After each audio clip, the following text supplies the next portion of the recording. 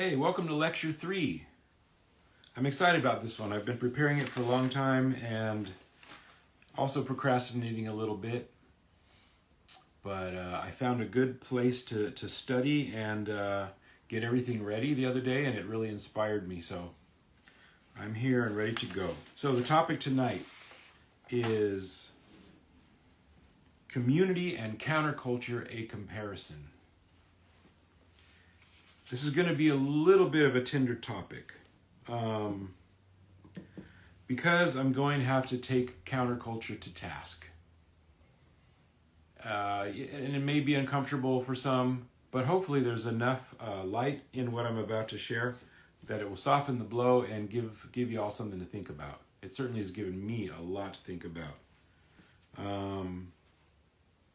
This figures into the new vision in an interesting way, and I've mentioned this before, but the Beats lived more of the new vision than they taught and were able to articulate, or perhaps even had time or inclination to articulate once their careers got going.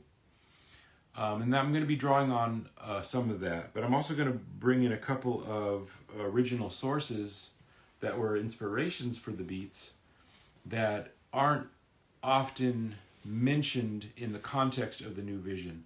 Well, they are, but a little less frequently, at least in my research. And one of them is Rainer Maria Rilke, and the other one is André Gide.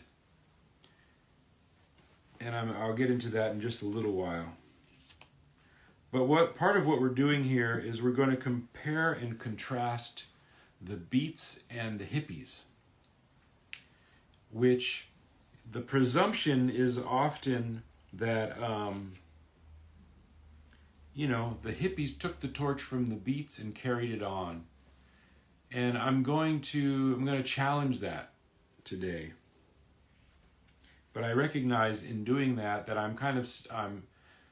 I'm standing on like holy ground, in the sense that there are so many people that believe that the torch went from the Beats, perhaps through Ginsberg and Cassidy, to the hands of the Grateful Dead, the hippie movement, and so forth.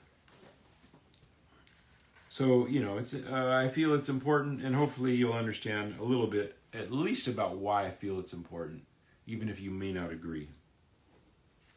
But I do need to be frank. Now, so far, before I get started, I want to read, because this is slightly out of context, but I think it will tie in later. But I want to start with this quote from Rilke,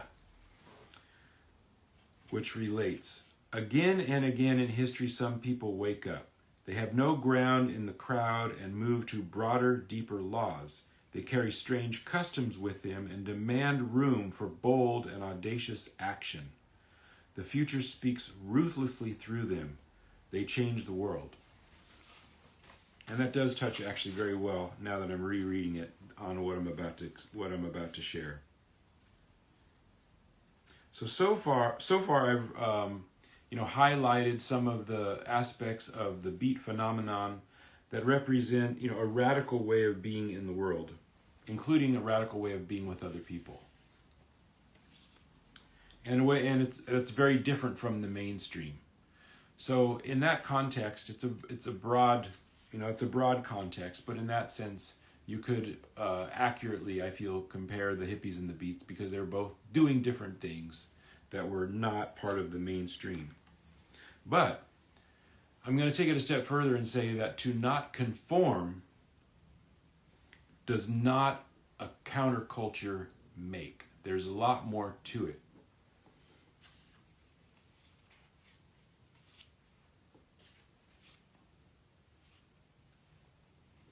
A lot of times, the Beats, because of what happened after the Beats, you look at, say, for example, the Deadhead counterculture, and people will often hold that up and look backwards at the Beats through that and say, okay, well, the Beats had epic parties. The Beats experimented with drugs. They went on the road. Deadheads went on the road with the Grateful Dead. Things like that. And say, oh, okay, so that's more or less the same thing. Maybe some, the Beats had shorter hair a lot of the time. They were a little more mainstream in some certain ways, but that's just because things hadn't evolved far enough, and they hadn't really come to the fruition of sort of the long-haired hippie.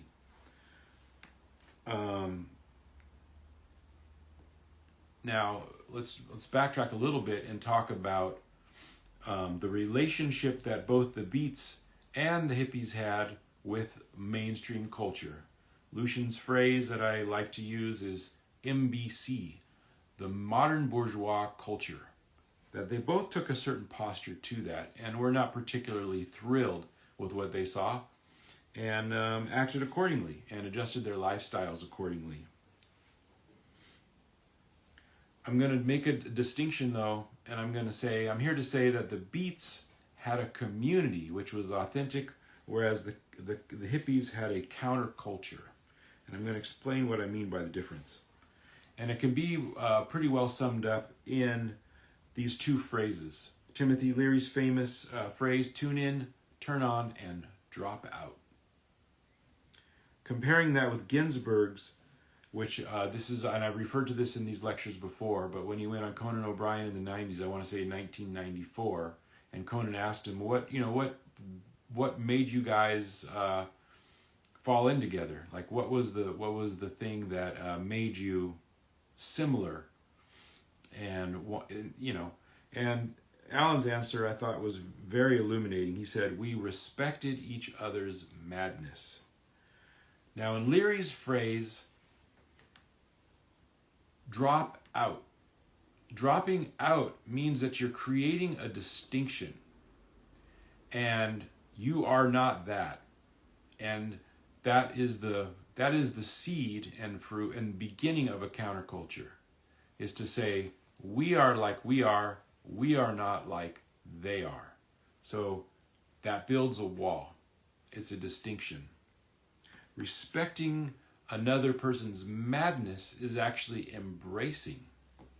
One builds a wall and one embraces.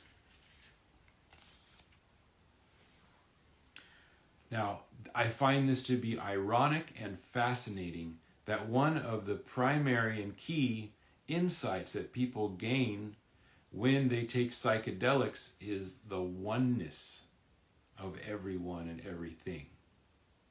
And that's actually the posture that I'm taking as I present this.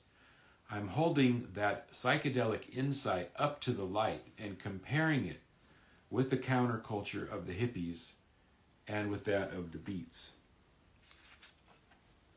Because one would be popularly associated with the use of psychedelics, namely the hippies, but I'm going to, and one of my assertions that I'll make right now is that they missed the boat when it comes to anchoring that's critical insight into their activities, and especially to anchoring that insight into the mainstream. In other words, giving that gift to everybody, changing the world using this experience and understanding and knowledge of the oneness of all living things. We are all one. Now, a wall, going back to Timothy Leary's statement and my claim that actually a counterculture puts up walls, those walls must be maintained and strengthened. And they have to, by nature, eliminate the oneness because they're a division. The results of having a wall is that you're othering. Like I said, you're saying, they are like they are, we are like we are, and never the twain shall meet. There's a certain specialization that comes with that, a certain distinction and a standardization of behavior within that, because if you don't do that, guess what? You aren't different anymore, and you don't have a counterculture. You're just in the culture, the mainstream culture, the MBC. But unfortunately, another byproduct of building a wall in order to create and maintain a counterculture is that there's a poverty of ideas, there's a poverty of experience, exposure, collaboration, resources, and I think most especially of self-awareness, because you're now in an echo chamber and you're not having your own personal reality butting up against other realities that are different than yours and that are challenging to your reality. And by its very nature, you end up with a smaller palette of personal expression. You've got fewer colors to paint with. And this is actually not a minor problem. It's a huge problem, especially in light of the fact that the Beats worked very hard to expand the palette of personal expression and sacrificed a lot, went through a lot of stuff in upholding that against the opposition that arose. That was rather formidable. Didn't end up making a big dent in what they were doing, but that's because they had the full power of this recognition of oneness and the truly unlimited palette of expression. And that was critical, and this is why we still remember them today. They weren't just precursors to hippies. They were different. Another analogy I would use is that there's one stage which incorporates and encompasses and comprehends the oneness of all people and all of life. That is the big stage. And when you create a smaller sub-stage, all you're really doing is creating a microcosm of the things that you're not so aware of. When you make an enemy, you end up imitating the enemy, whether you want to or not, whether you are aware of it or not. So when you're on one stage and you have a narrow palette, you're also not in touch with all the parts of yourself, because again, we're all one. And so if you exclude, then you're literally losing access to parts of yourself. And that's the real tragedy. The whole undivided self is the Beat material, the Beat writings, and the Beat insights were an example of people giving full expression to all the various parts of themselves without fear and without self-censoring. So I'll go back to the Beat approach was threefold. There was evading conventional morality, naked expression, and derangement of the senses. The problem with creating a counterculture is that within that you create a new moral convention. There are expected behaviors.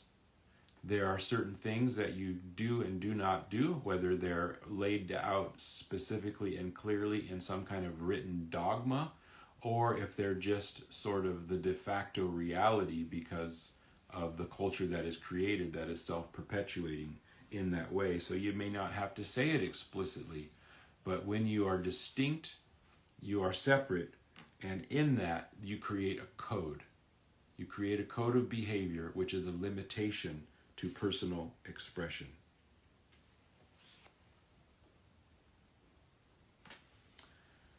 So it's a kind of an encapsulation. So to use another analogy, a counterculture, for example, needs events because that's where you get the full impact of the culture. You have to have an event. You have to typically ask the mainstream authorities for permission to hold the event. And then it is incumbent upon the mainstream culture, law enforcement, landowners, etc., insurance companies, whoever's involved, they have a say over what can happen, and they can shut it down because you're identified with it. You're not only identified as a subculture, you're identifying that further as an event and an expression of the subculture. Ultimately, this prevents the proliferation of anything new and serious in impacting the rest of the culture. And I believe this is why the powers that be like countercultures. Because in that encapsulation, you go back to work. So you become like a weekend warrior. The dead culture likes to say, hey, there's all kinds of people here. We're diverse. We've got stockbrokers, doctors, we've got farmers, we've got all these different people from various walks of life that come out to our shows and have this great experience that is so different from the mainstream. Problem is that when you encapsulate things into events, guess what? You become a weekend warrior and you go back to work. You go back to work. So that those ideas and that culture becomes encapsulated into an experience that by its very nature has to go back to normalcy later.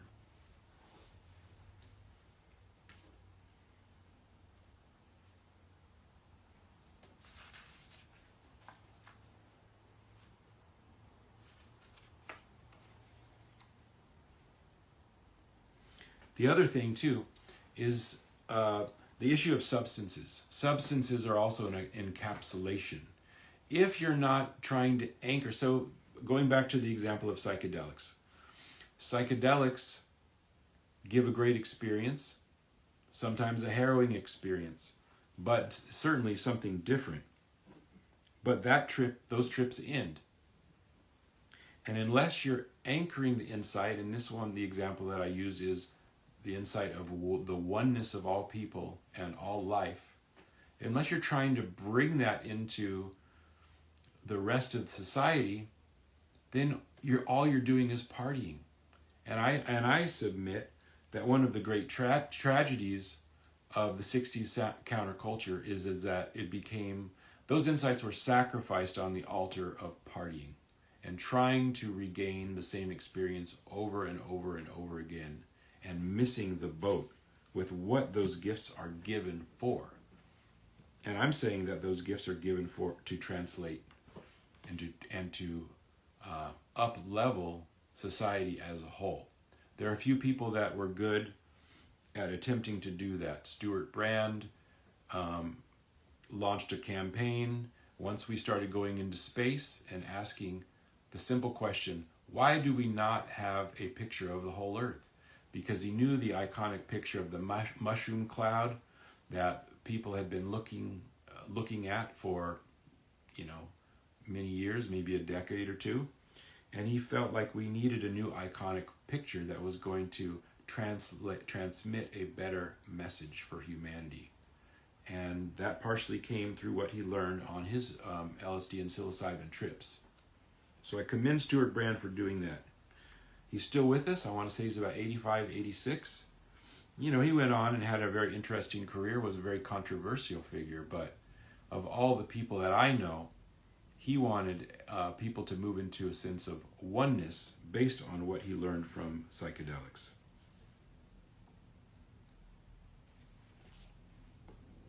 So the modern bourgeois culture, even though it may not be a one-to-one comparison, by creating countercultures, you're creating a small bourgeois culture, one with expectations. The MBC writ small. And yes, people can go into a counterculture situation and feel a sense of relief and release, that they don't have to be their everyday persona anymore. But we soon learn that there still are. It's like joining a new church. It's something new. And actually a cult or a church is a perfect analogy, because there are certain expectations and there are certain limitations, which the Beats absolutely bucked against. And thank God. So people in a counterculture can be open and accepting to a point, but as soon as you start to break the mold, then things change.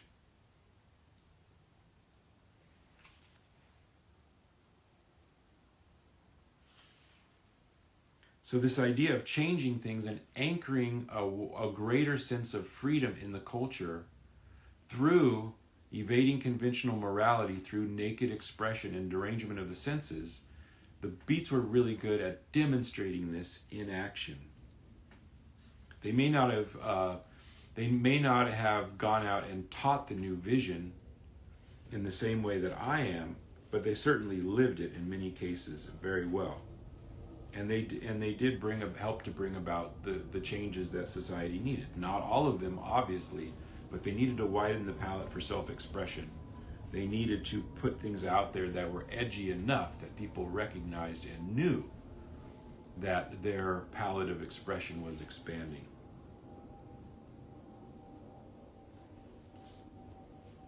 As things progressed into the 1960s, I want to talk about Jack Kerouac and his response to what was going on.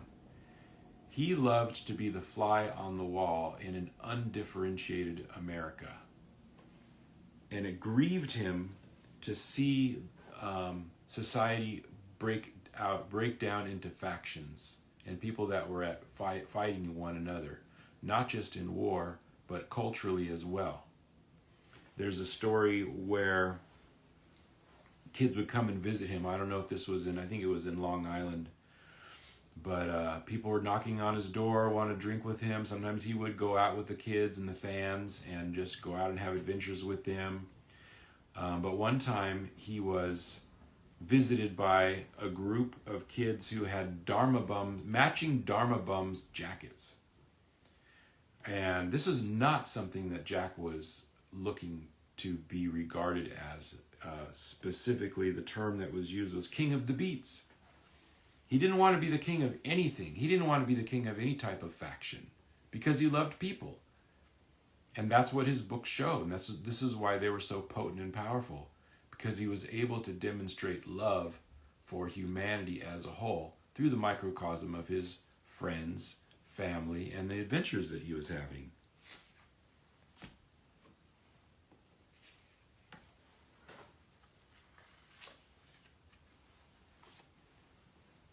So, that lays the foundation for my remarks on hippie and other kinds of countercultures.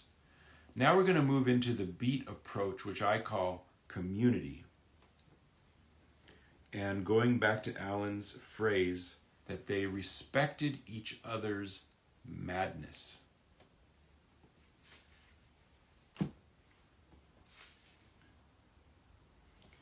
They were, in other words, they were undivided. They expected the behavior that was out of line, and that was some of their own behavior. There are many, many examples of that. When you're undivided, there's nothing to join and there's nothing to be shunned from.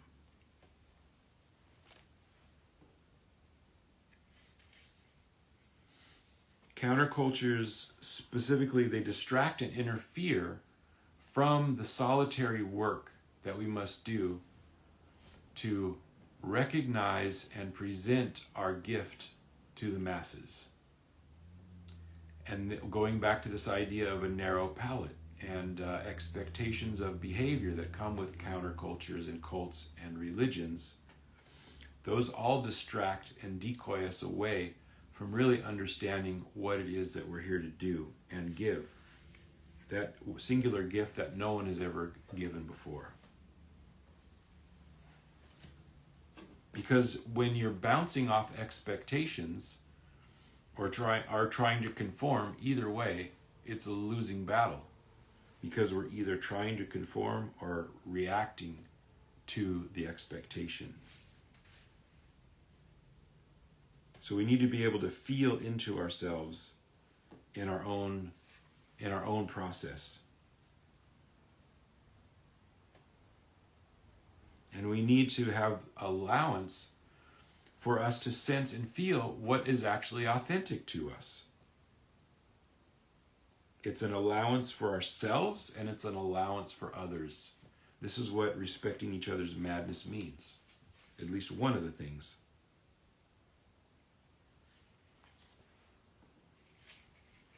And most of all, we don't put people away. We don't say, you are you and we are we, and never the twain shall meet.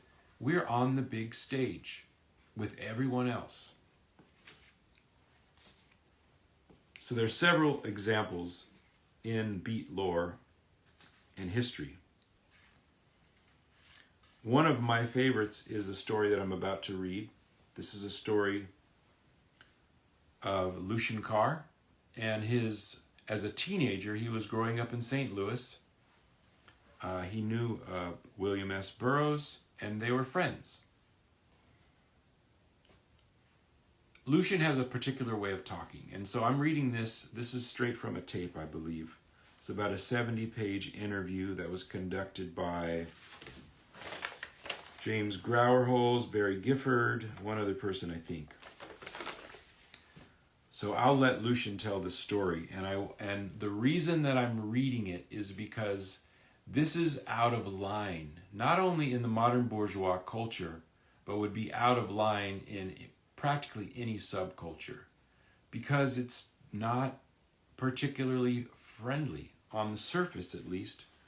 It doesn't seem ethical, doesn't seem kind, doesn't seem, Anyway, I'll just let this story speak for itself. Lucian Carr. I can remember Bill in East St. Louis. God. So I must have been pretty young, about 14. I borrowed Bill's car. I went down, I said, Bill, I gotta have your car because I want to go over to East St. Louis and see what all those whores are doing in East St. Louis. Which was really pretty funny. They had like dirt roads over there with big potholes in it, and then as you tried to ease the car through those things, they were all over the car, Beautiful catfish. Oh, there's a catfish place around here. First Avenue, and where? This is one of the reasons I will always love Burroughs. Always. This must have been an old 36 Ford with a hood that went out like that in the middle of the fucking winter, right? I got over to East St. Louis, and then we went back to the car, and the car was cold, and I said, well, I'll heat up this car. Did you ever bust the head off a Ford engine? I think I was gonna, oh Christ, I was gonna get it warm in here, right until really the fucking front of the car exploded, and also the hood came up to let the hood out, right? I mean, the car was fucked up. That was it for the car. Well, leave it where it was. So I went and stayed in some fucking place and got back across the river in the morning, and then I began to think about this. And when I thought about it for a week, I thought, Jesus, I ought to call that guy and tell him that I fucked up his car and it's over there across the fucking river. And it really occurred to me that I ought to say something. So I call him and I say, hey, Bill, you know your car? And he says, yes. It's got yes. I said, well, let's see. I had it across the river and blew the head off it. Anyway, it all came flying out the hood and it's over there, and I don't think it's worth going over to pick it up. And he said, all right. And I said, well, I thought I'd better tell you. And he said, fine. Click, click, hang up. And that was it. But then later somehow the word got back to me that Burroughs really appreciated that I hadn't bothered to apologize. I really didn't feel any apology. I thought I ought to tell the guy where his car was, Barry Gifford says. Was it his or Lucian? Oh no, it was his. Barry Gifford. Well, that tells a lot about both of you then. Lucian. Well, I think ever since then, Burroughs and I have been real friends.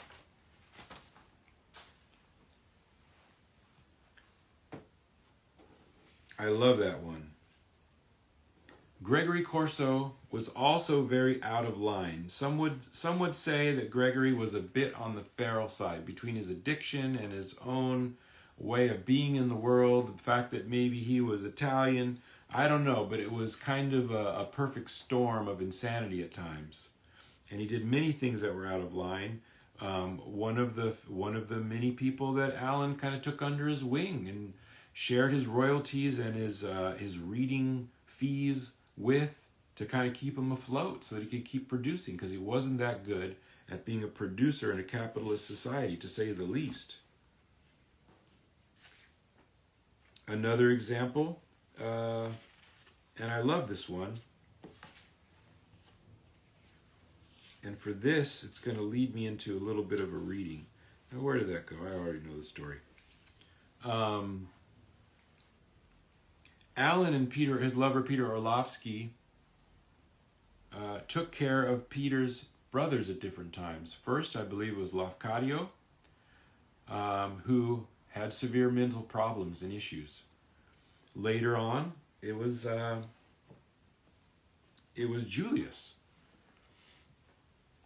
When I hear people say that Alan was a pervert, like he had no heart and he was objectifying people, maybe there were times when he did that, but when he committed to Peter, he was committed, and he was a tender-hearted person, a very motherly type of personality, who, in the case of Julius, Peter's brother Julius, they actually sprung him out of an institution. He was catatonic, and they had to just take care of him. Same thing with Lafcadio.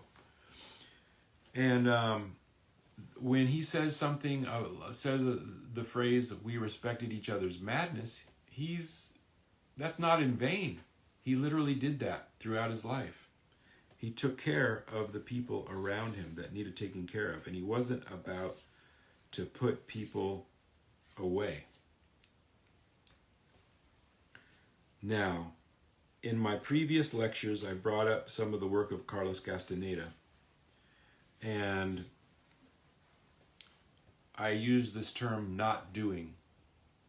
And I used an example of this approach from Chogyam Trungpa Rinpoche. And maybe it was a bit of a stretch in the sense that nobody among the beats was talking about not doing. Burroughs actually was a bit of a scholar of Carlos Castaneda's works in the 70s and was really got excited about him. But I mentioned that I was going to talk about André Gide, because he, at times, and I think rather rarely, is mentioned as one of the authors that helped to inspire the New Vision, although they didn't, like I said, say a whole lot about the content and substance of the New Vision.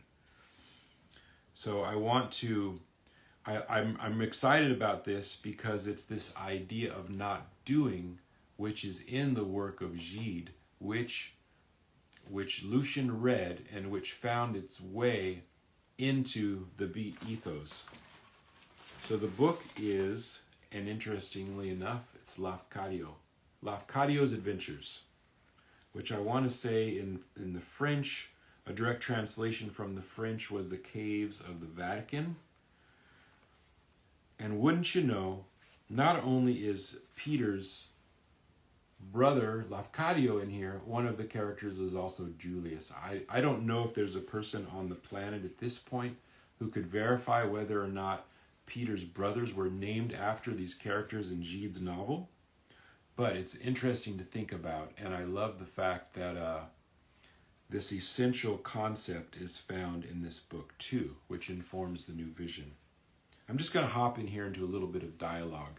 So the idea of not doing is the idea, just to review real quick, is the idea that there are activities that you do, things that don't have an obvious motive.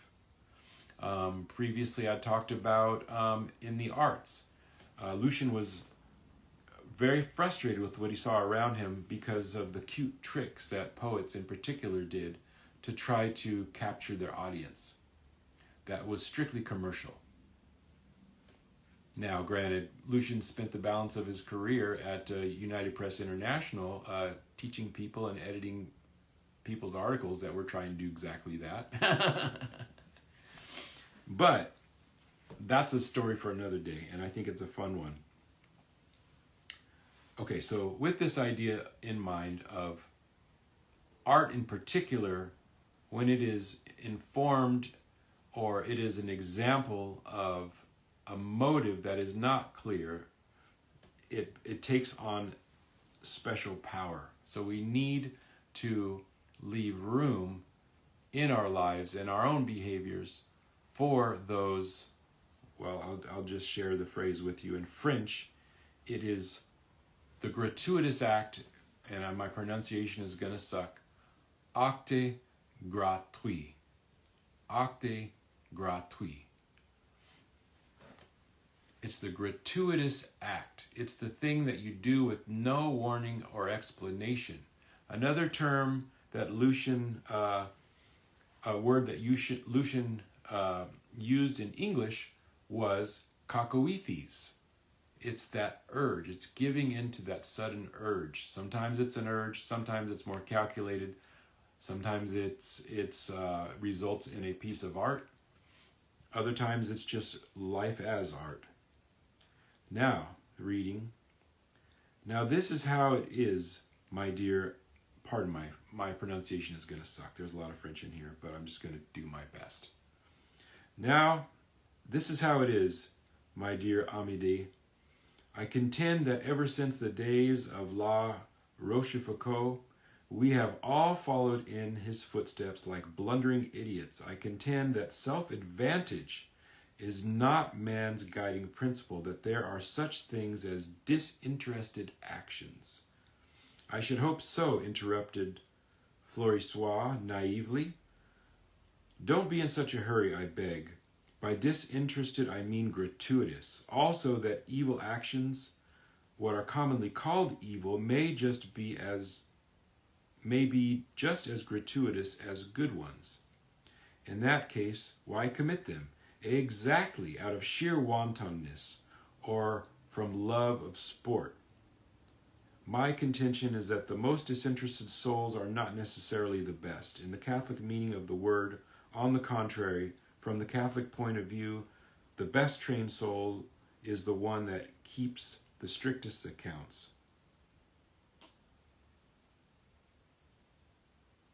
Anyway, you get the idea. So there are examples of that in this book, one rather tragic. But the idea there of the not doing found in an original source or inspiration for the beats that it directly impacted Lucian was an exciting thing to find. And so I wanted to share that. So what is the antidote to being a comrade in a counterculture?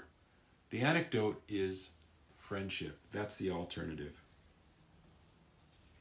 The beats tolerated a lot of shit from each other.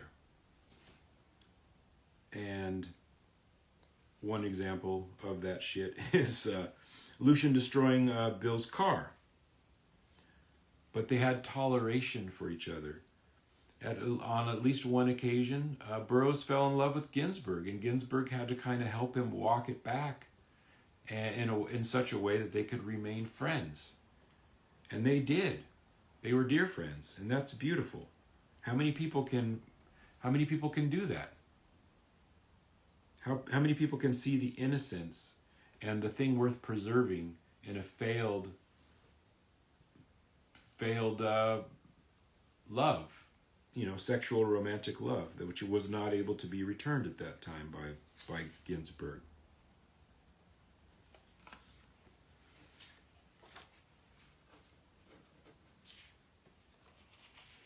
Let's see what else we got here. I'm using these little note cards now, because they're easy to rearrange, because I found that I knew this was going to be probably one of the longer ones. And so I needed to re-scramble the ideas to keep them in some type of order. So these are my analog Excel spreadsheet where I can drag the cells around and rearrange the ideas. So I'm learning how to refer to them. But the octave gratuit is an intrinsic part of the beat movement, Lucian's life and behavior. I remember the story, he got some eggs cooked wrong in a cafe and chucked the eggs, plate and all, over his shoulder. He was experimenting with the gratuitous act. And a real community has to leave room for the madness, for the gratuitous acts, for the not doings of a human being that's doing a substantive search of his or her own soul in order to sense what is real and authentic for them, so that they can bring the gift that only they can bring to the world, because they've never been seen before and they'll never be seen again in the form that they're showing up in. And that is critical work to do. And if you're in party culture, if you're wasting time in religions, cults, and countercultures, you can't do that. because you're distracted and you have a different standard that you're trying to live up to, which has nothing to do with this important work. So that's my comparison and contrast between a true community of brotherhood, sisterhood on the one stage, and the trifle, which is a counterculture, religion, cult, etc. Because at their heart, those things are toxic, distracting, and to look backward through the history of the 60s and to say that the beats are the seed of other countercultures that followed them, that did function like cults and do function like cults and toxic families, is to do a disservice to the beats. So I wanted to clear up the record and at least express that, whether you believe me or not, whether you accept it or not, by leaving room for each other's, quote, madness and the sticky, bumpy, and sometimes very challenging path of trying to find ourselves is really the higher road. And I hope that we can be that for one another. I hope that we will, I hope that we will show up with that authenticity and with the recognition that the plant medicines and the other substances have been trying to tell us, but we haven't really been listening. We've only applied the sense of oneness to a limited group rather than trying to anchor it through our own contribution, because many of our gifts, I feel, are to help to anchor the sense of oneness and do it in specific ways to us as individuals. But we have to find out who we are as individuals. We have to be able to separate the water from the milk, whatever that is, to find out who we are and to bring that gift. So this is why I'm sharing this tonight, and whenever you watch this. All right, thanks for being with me. Talk to you later.